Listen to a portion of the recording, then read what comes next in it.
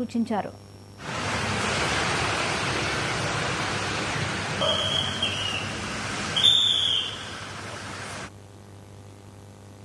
ఉమ్మడి నెల్లూరు జిల్లా వెంకటగిరిలో కిషోరి వికాసం ముగింపు కార్యక్రమాన్ని ఘనంగా నిర్వహించారు. ఎమ్మెల్యే కురుగొండ్ల రామకృష్ణ, జిల్లా ప్రాజెక్ట్ డైరెక్టర్ వసంతబాయ్ తదితరులు పాల్గొన్నారు.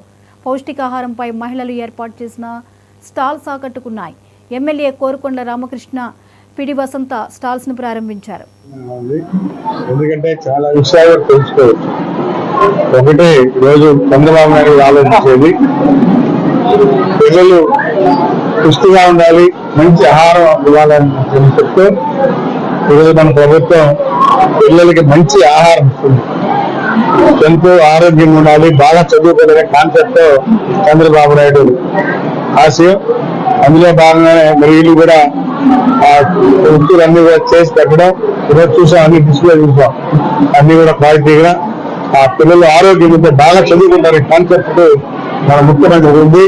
కాబట్టి ప్రభుత్వమే ఆ పిల్లలకి ఆరోగ్యంగా ఉండే దానికోసం ఈ పౌష్టిక ఆహారాన్ని కూడా ఇస్తున్నారు.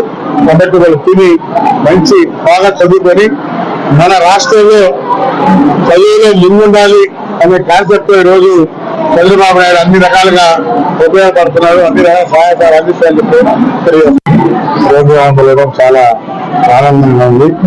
ఎందుకంటే చాలా విషయాలు తెలుసుకోవచ్చు.